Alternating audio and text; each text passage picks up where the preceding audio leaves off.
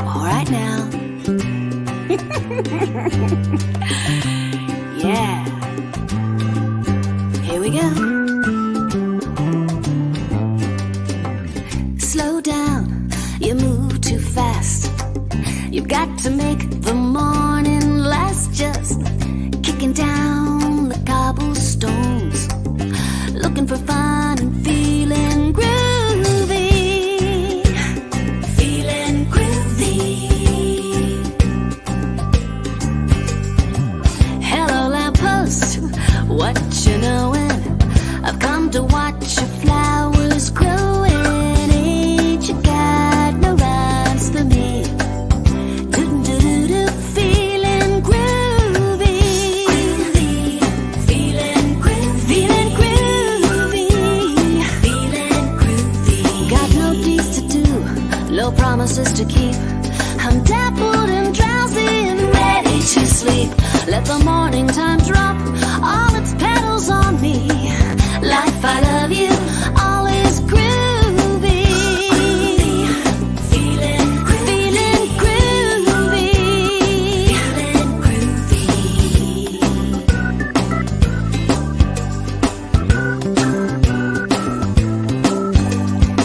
Hello lamppost, what you knowin'?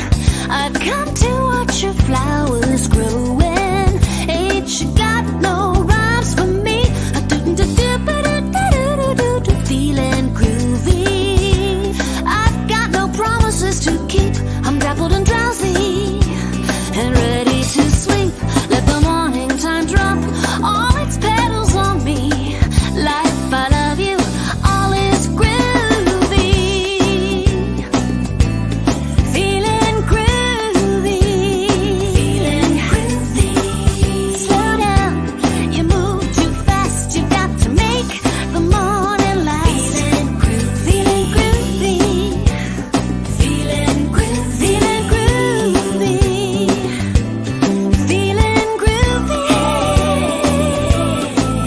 Feeling groovy. Feeling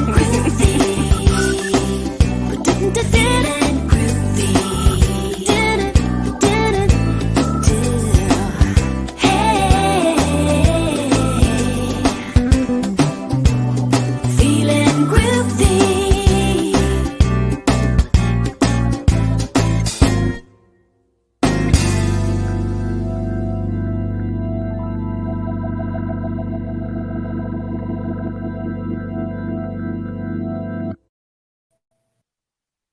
Feeling groovy. Feeling groovy for sure.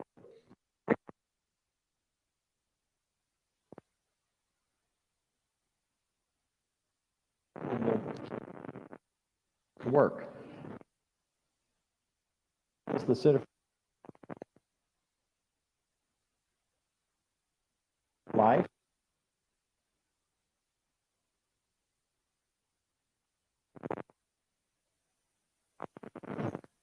Is. So knowing that who we are and what we're about.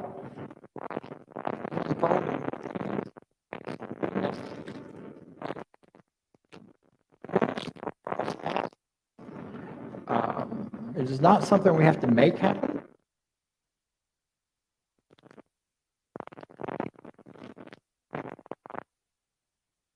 Life itself being the very power and energy of what we're doing. So we know that and we teach that and we bring that forward. This is a center that honors and recognizes you for who you are and everything we know of you and everything that you know of yourself. Celebrate your understanding. We celebrate your names for yourself, your labels that we all put on ourselves of various kinds, having to do with age, race, all those ethical and ethnical categories that we. So that is the truth of you, and is the truth that we recognize. So I'm knowing that, and I'm knowing that on your behalf. To know more about who we are and what we believe and what we teach, here is some information on our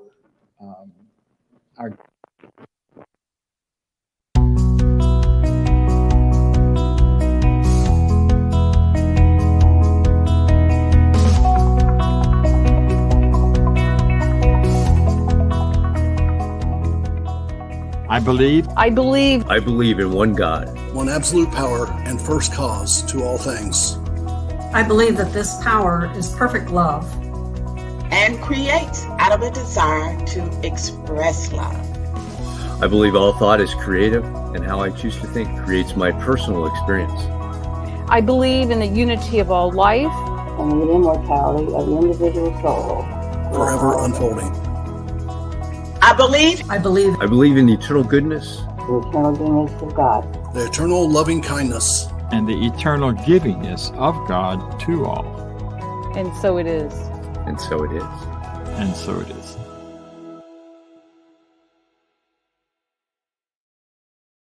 Folks, some of those folks you heard were people who are trained in this teaching to do themselves as well as other people, and who are prepared to support one others in creating this. Today,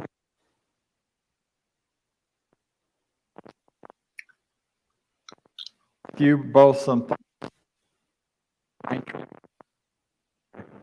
That is Judy Aehle. Welcome, Judy.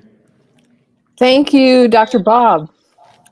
All right, welcome everybody. It's so nice to know that we have a group that is gathered in person this morning, and that also through the miracle of technology that we welcome all who are viewing us online around this country of ours and indeed around the entire globe. This Sunday, we continue our discussion topic for May, which has been focused on emotions. Today's talk is, if you are happy and you know it.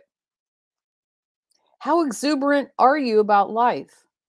I know that this is an area that I could use some work in from time to time. Are we happy to be alive no matter what is going on in our lives? No matter what the appearances may be, we are in the divine flow of goodness, and that life in its fullness is showing up as us, as you and as me, everywhere. Can we simply celebrate life today and be happy to be alive and living in a world that offers us so much goodness and so many ways to express goodness in our world? But what if you aren't feeling so exuberant, or there are things going on in your life that bring you down? Maybe you just don't feel that great physically, or maybe there is something going on in your life that is emotionally draining or disturbing to you. I know I've had this kind of distraction from the vibrancy of life at certain times. And when it happens, what works for me is to try to slow myself down, like we just heard in that first song. Slow down. Stay in the moment. Look at the things around for which there's so much gratitude for them. I notice these things. Many of these things are things that I take for granted daily. Feeling gratitude for the people in our lives, for the many physical comforts that we experience in our homes every day. Something as simple as a comfortable place to sleep at night, being in gratitude for that. A clean, light, airy place to prepare our food, being grateful for these. I notice these things and know that this is spirit showing up in my world. I noticed recently, in a time when I was having trouble feeling love, that there was truly love all around me, that there were endless opportunities for me to receive and to give love. In the moment, no matter what is going on, I am okay. And I can celebrate the goodness of life and the promise that my natural state of being is that of health, of happiness, peace, love, abundance, and even joy. And that spirit is guiding me and directing me in the ways in my life that this will be my experience here on the physical plane, right here and right now. So I am happy to be alive, no matter what is going on. So let's celebrate life. Let's look for the good and for the God in every moment. As we do this, we're sowing the seeds of goodness that we will experience more and more along the way. All right. At this point, I'm going to transition into leading us into a spiritual mind treatment. So if you would just get comfortable in your seats, wherever you are, if you're there in person in the Garden Hills Recreation Center, if you're watching us from your own home, please get comfortable and just take some slow, deep breaths, and know that as I give this treatment in the first person, please accept it for yourself. All right, let us just relax and know that as we relax and know that we know that there is only one presence, only one life, only one good. This is the unified oneness, the wholeness, the one spirit that is everywhere present, completely, encompassing all of life. And I know for myself right here and right now that I am one with this presence. I am completely immersed in it. It fills me. It envelops me. It loves me. It protects me. And I am never separated from this presence. I am one with it completely right here and right now. As I know my oneness, I know that in truth, all is well in my life. I embrace this knowing that this presence, this spirit, this God loves me, protects me, guides me, only desires the very best for me, and expresses through me as complete and total goodness of every kind. So as I know this, I know for myself that I am joy, that I am living in a body that is vibrantly healthy and that is continually renewing itself and healing itself and expressing vibrancy in greater and greater ways. I know that I am in the divine flow of good of every kind. I know that I am loved and supported. I know that I am divine energy and life expressing fully. I know that these things are the truth of who I am. And as I sink into this knowing with gratitude, I pay attention to the world around me. I see good everywhere I look, and I am grateful. And this is what I focus my mind on, knowing that all is well. I turn away from any idea that I need to be sick, lonely, sad, unworthy, unhealthy, struggling, poor, lonely, any of those things. I just turn away from all of that. Instead, know that spirit only desires to express the best and the greatest through me, and desires this for me in greater and greater ways. So this is my truth. My truth is divine, vibrant health. My truth is deep, abiding love. My truth is endless energy. It is opulent abundance. It is deep, loving relationships. And it is a life that is beautiful and worth living in every single way. So I'm grateful for this. I know that this is a great service today, that those of us who are tuned in, that we are tuned in to spirit, and that spirit speaks through this service, through every single thing that we hear and see. So we just embrace it, and we are grateful for it. And I let it be so now. And so it is.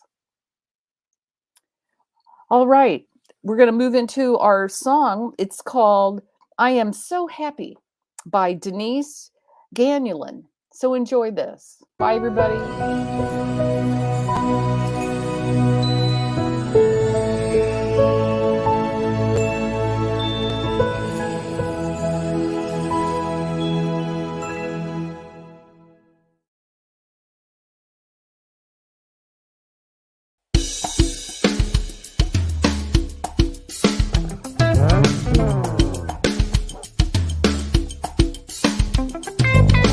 I am so happy. I am so happy.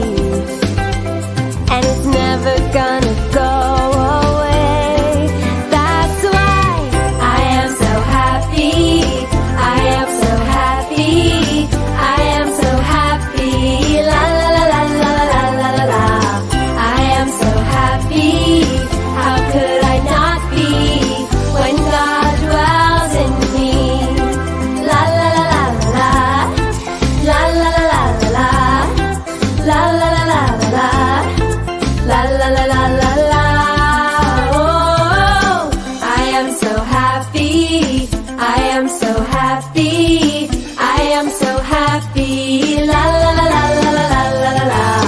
I am so happy. How could I not be when God dwells in me? La la la la la la.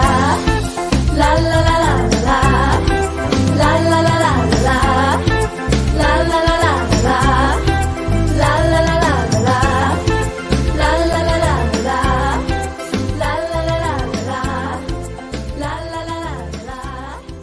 La la la la la.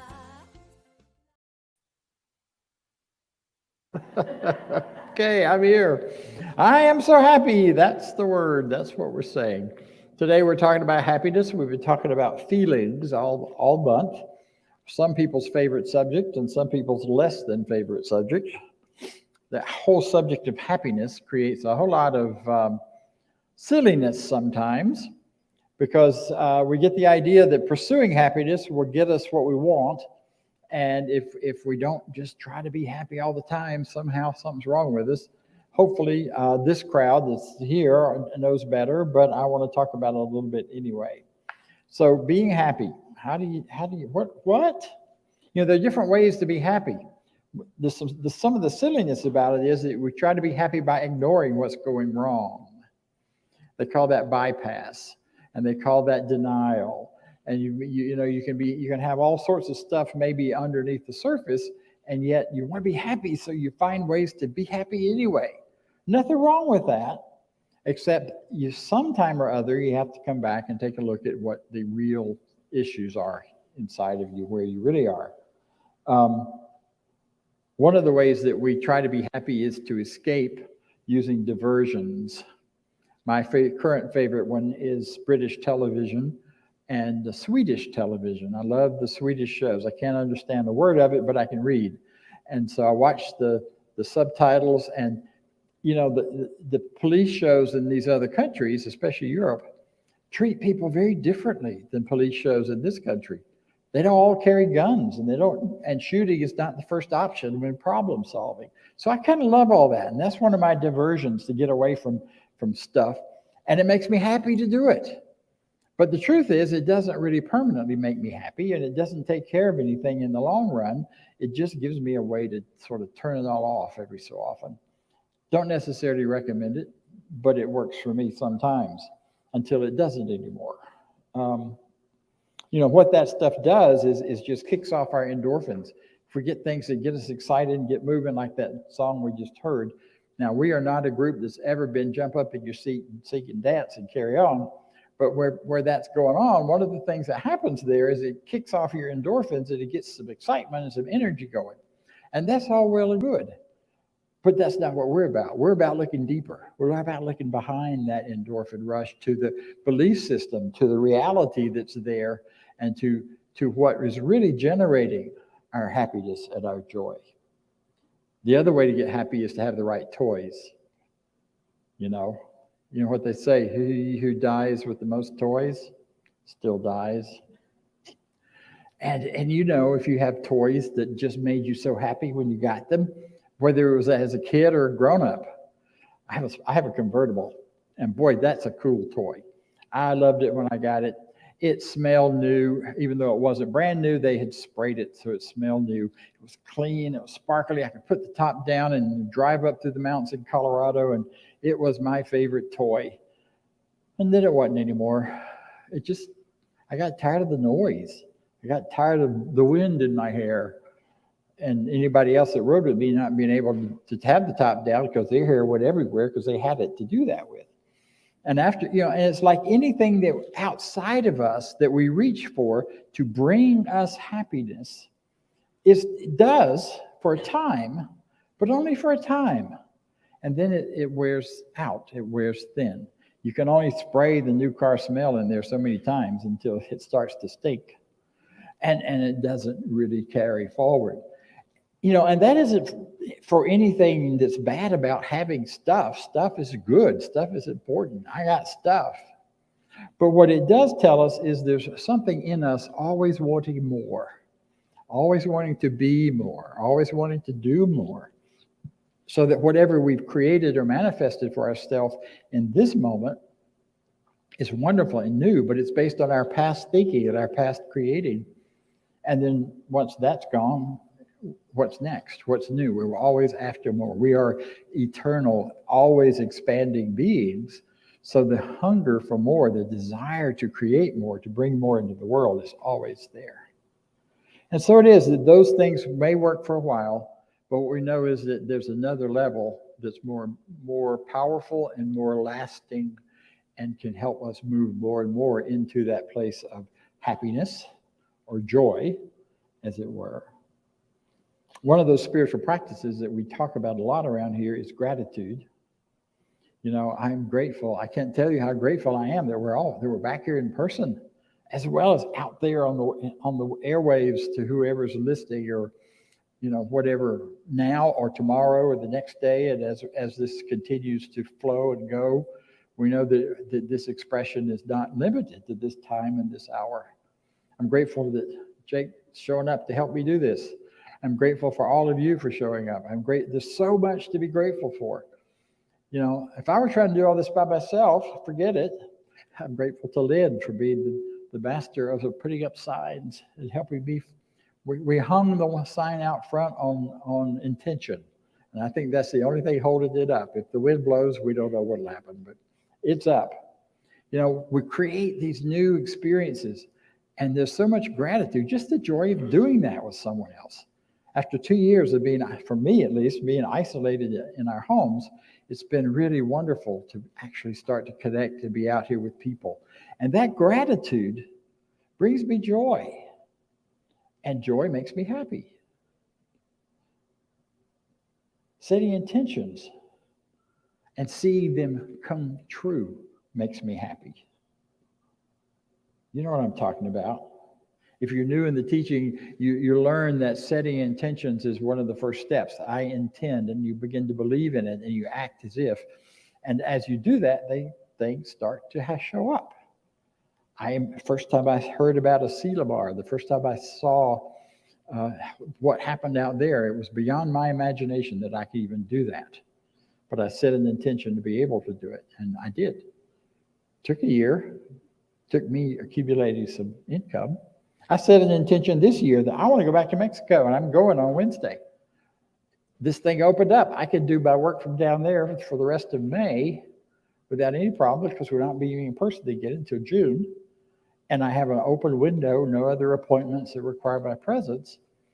And my good friend that lives down there sometimes has just gone back down there and blah, blah, blah, blah, blah, all kinds of reasons. But I set that intention not knowing if I could even do it. I have enough frequent flyer miles.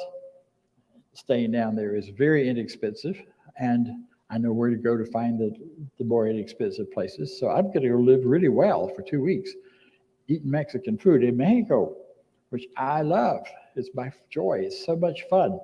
And that makes me happy. It makes me happy to see new things, experience new places, to get out of my everyday routine and my everyday space, which for me starts to disappear. I don't even see things anymore. You know that if you saw what a mess my house could get into when I don't see it anymore, because I just don't notice. Whereas when I am in the newness of something new and seeing something new, then it's alive and I see it and I notice it. And time slows down. Have you ever noticed that? You just change your routine and time slows down. So you get into this teaching, you start doing affirmations, you start seeing results, and you begin to grow from that. And you begin to get this wonderful notion that I just changed my thinking, changed my life. And it happens. Except the thinking then has to go a little deeper. And that's usually accumulated by shift happening. You all know about shift? S-H-I-F-T. I have a great t-shirt from Teen Camp where the F is made very, very small, and the rest of it, the other letters are all there. I'll let you imagine what that looks like. Shift happens. Things come along, and they just throw us all off of whack, all out of whack. All things that we thought were just so smooth and easy, all of a sudden, boom, they're gone, or they're changed. And then we have to dig deeper. Then we have to look deeper into ourselves to see, what do I really believe about change? What do I really believe when bad things, quote, bad things happen, or things I label as bad? What kind of messages do I tell myself about who I am as a result of that? Don't want to make me wrong or bad or stupid. I have all those little messages that sometimes pop up. I heard them plenty of times back in my past. I get to choose whether I'm going to bring them into my present. And that's where the work becomes about returning to our joy, returning to our truth, returning more to who we are. And then we let it begin to grow. We turn back to gratitude. We turn back to setting intentions. We turn on to going forward in knowing who we are. You know, they say in all of your knowing, know yourself. That's the key. That's the important part.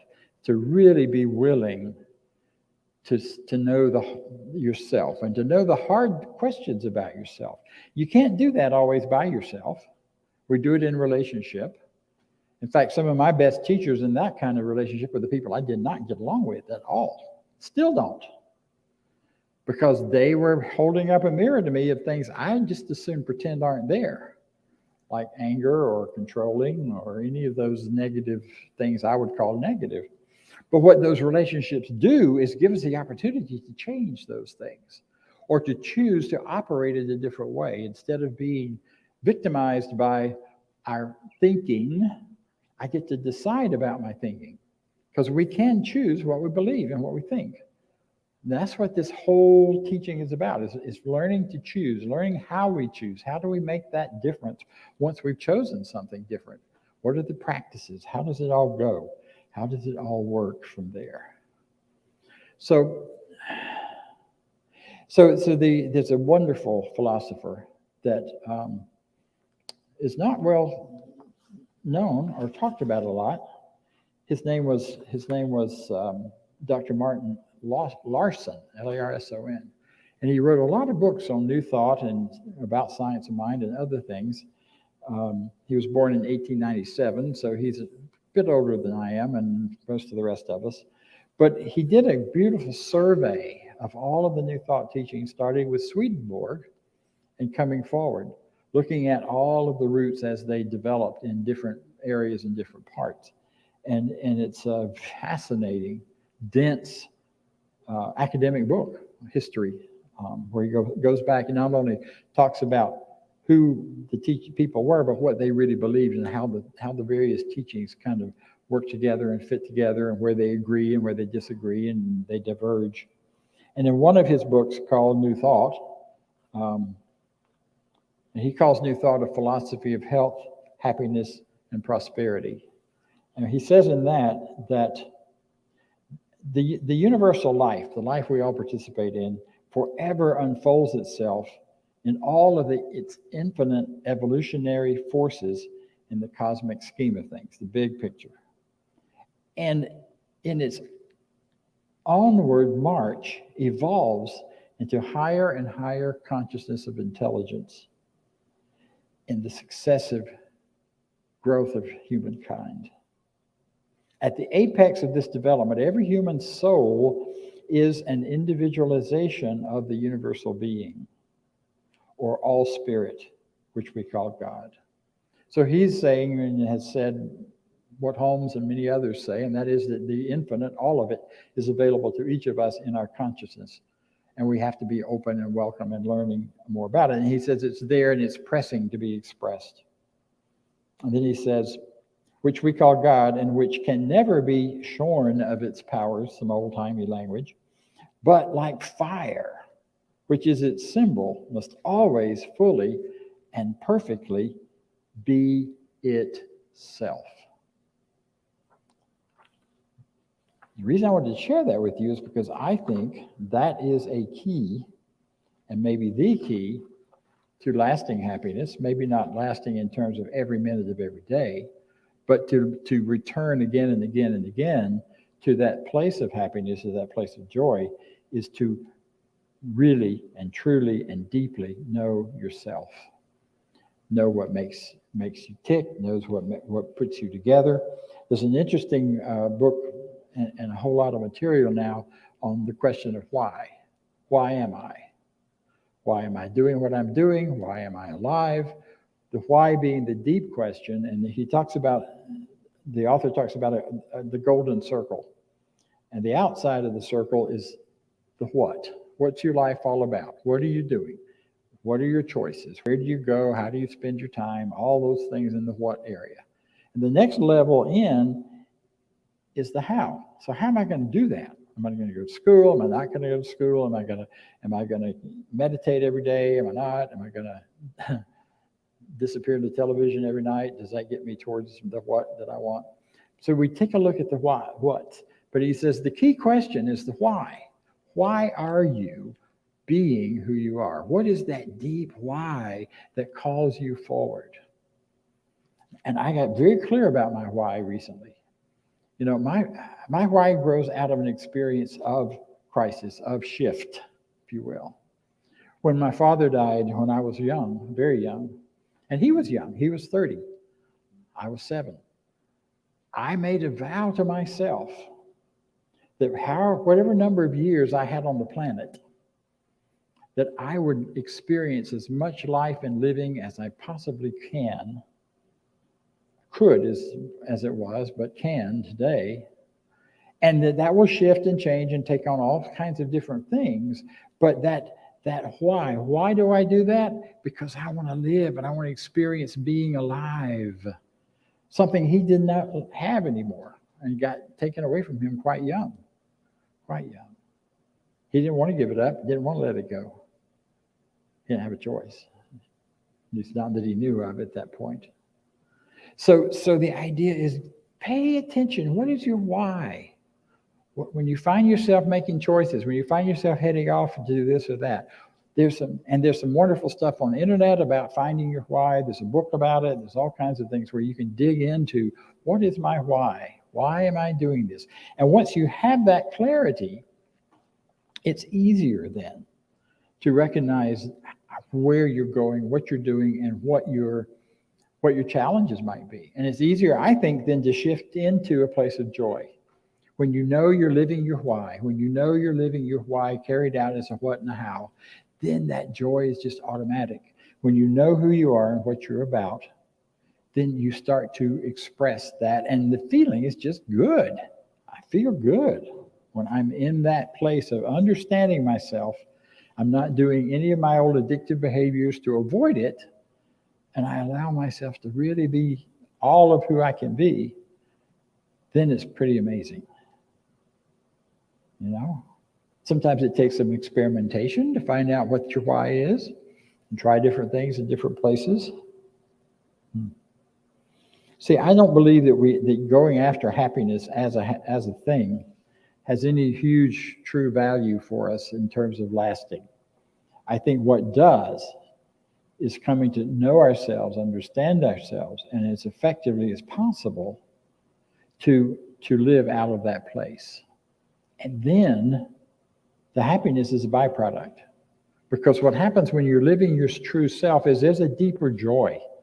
When you're doing that thing which you know is what you're all about, or you're being that thing which you want to be because it makes you happy, or because it makes you feel good, it makes you feel connected to yourself, then the happiness will flow to the top and show up.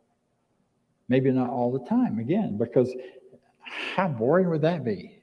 I don't want to be or do anything all the time. We would be in a pretty boring world if that were the case and we were still operating that way. What is real and what is true, though, is the happiness is a byproduct. It's a byproduct of our love for one another, our love for ourselves. What if you fell flat head over heels in love with yourself instead of looking for someone out there to make you feel good? You know, it's always been interesting to me in working with couples, and especially during breakups and such. I seem to be more of an expert of that. I've worked with that one a lot, and you know, one of the important pieces is recognizing all that wonderful, gushy, falling in love, fabulous feeling that you get from that. It's inside of you. You didn't get it from the other person. You got it because it's alive and well in you. And you hold on to it by continuing to do the things that keep that alive and well for you. And you get to involve the other person if they want to still be involved. And when we realize that, then we don't lose anything. You know, love is not one directional. Love doesn't go anywhere. I love that phrase. One of my most wonderful teachers passed away recently, J. Scott Neal, and one of his phrases was, "Love doesn't go anywhere. It just is. It's all around us. It's who we are. It's at our depth." And when we are living in that awareness and in that place, whether the love is about us, about others, about the universe, about the world, then the joy can come forward. Then the happiness begins to show up as a byproduct. It comes from living from self-knowledge and freedom. Freedom for me is a real driver. You know, I love my freedom. I love the freedom to be and do and go and live and choose. All of that comes with it. And that freedom then allows me huge gratitude and huge joy. So there's a lot of different ways to do this. People measure it with individual stories. If you think about your story in relationship to some larger story, perhaps the hero's journey, which is all about that journey to the self and the going out and coming back, and the going out and coming back, the circling and circling. What are the dragons you may face along the way? They're just dragons. They're not going to do you in, because you're the hero in the story. You'll always be unfolding and coming back. Many of the understandings of mythology, the Christian myths, the Buddhist and Hindu myths, one of the powerful ways of dealing with those is to look at yourself and your life, and if it fits in any one of those stories in any way, it can give you greater insight into who you are. I'm currently working with a group as a participant where we are embracing and asking to embrace our avatars, that idea within us that is reflected in some particular spiritual or heroic kind of person. And some people have avatars that are Hindu gods I'd never heard of. Some have Christian kinds of avatars, and some of the group have superhero avatars. And they're very meaningful and powerful when you start thinking about yourself in light of these bigger stories, because then there's a different meaning and deeper meaning that you can find. And it's all about bringing us back to ourselves, back to our self-understanding, so that we can live more freely out of who we are instead of in spite of who we are. The last thing I want to say about this is that you have got a built-in success where this is concerned. The success is there's a power within you that guides you even when you don't know it. This book I just quoted from, I bought, I'm not sure how many years ago. It caught my attention on a shelf because it said New Thought. I bought it. I haven't looked at it since then. It's been sitting on my shelf. Yesterday, 2 days ago, I walked by it and I thought, I need to read that. And I pulled it off the shelf. Little did I know it would hit me this morning that I needed to look at it and see if it might have a word for today's talk. And sure enough, first page I opened to, there it was. Now, is that my wisdom? Yeah. Is it an infinite wisdom? Yeah. Is it a both and? Yeah. Because there is a wisdom within us that is not separate from us in any way, but is the guiding truth of who we are and in the world in which we live. And that's what we have to trust, rather than something that comes from outside of us and suddenly overwhelms us and gives us whatever, makes us want to jump up and dance and sing. But it's that within us that makes us want to jump up and dance and sing, or to very quietly, joyfully live our lives. So whatever that is for you, whatever direction that is, then I would remind you that you are wonderful. And so am I. And so it is. Thank you.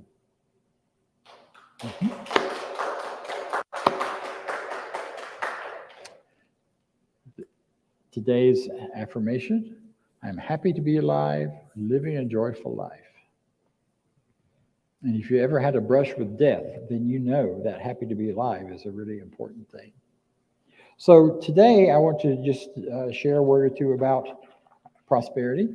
We are, as you know, meeting both here and online. And I want to thank those of you, many of you, who are contributing so much to assist us here with doing that. It costs more money now that we're back in place and in person. And I say back, we're not back at anywhere. We're going forward into an in-person experience. And I'm so grateful for the contributions. We've already had quite a few right here today, this morning, and the others that will come in online and continue to come in online. So we are a center that believes in prosperity and believes in freedom and believes in giving. If you want to double up your income, then double up your giving. It's an easy, simple formula.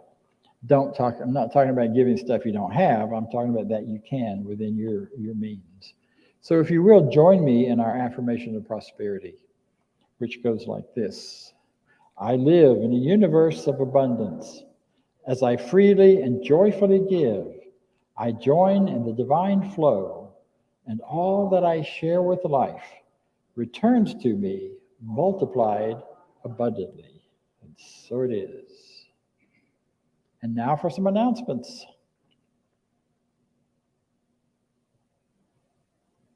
I guess And it's time for everybody's favorite fun game, announcements. Hey, stay in touch with the Center for Spiritual Living Midtown through our newsletter. Get one email a week letting you stay informed. And please subscribe when visiting YouTube to our YouTube channel. Those subscriptions go a long, long way. And while you're on your social media, why not give us a like and a share on Facebook? Let your friends know what we're doing. Invite them to come watch our services with you. And join us on our Zoom room throughout the week. We offer a variety of Zoom interaction opportunities each and every week here as part of the Center for Spiritual Living Midtown. 10 a.m. Sunday is our discussion group around the 365 Science of Mind book. Every Sunday, 12 noon Sundays, our community fellowship immediately following our Sunday services, and 12 noon on Tuesday, our online empowerment opportunity. The access information remains the same for all of our Zoom experiences.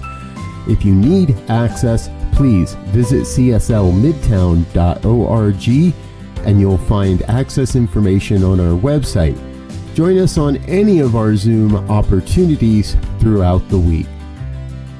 And while you're with us, be sure to connect with one of our professional practitioners. These are folks that are highly trained to support you along your spiritual journey. You can learn more on our website about our professional practitioners. Just head over to cslmidtown.org, click on About and Practitioners. Then you'll see their bios and a way to reach them and learn a little bit more about each of them. And please send us your prayer requests. Click on the Home tab and look for Affirmative Treatment Prayer Requests. Fill out the form, send it off, and get our professional practitioners praying for you each and every day. All right.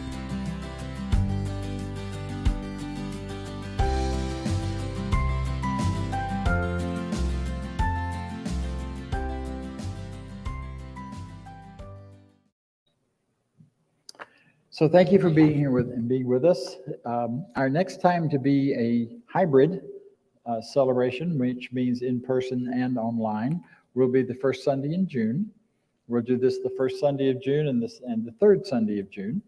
And beyond that, the board will make a decision as to how often as we continue to go and grow. And invite you to bring your friends, let people know we're here and we're doing this, and drag them along, because I think they might find something good. My first time, I was dragged kicking and screaming into the Science of Mind Center, and here I am. So I'm very grateful for that person that dragged me here. So knowing that, join me, if you will, in our closing, because there is something better to know than what we have known yet. So I leave this place now knowing something better than I knew before. I go forth into the world with a heart full of love and a mind full of good sense. I look at the world in a better way, knowing that I have within me everything I need to create the life I desire. I give thanks for this understanding, and I am grateful for the spirit of life that lives through me.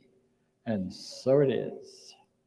So once this StreamYard broadcast is done, join us, if you will, on Zoom, and we'll see what we can do to have some communication between those in the room and those on Zoom.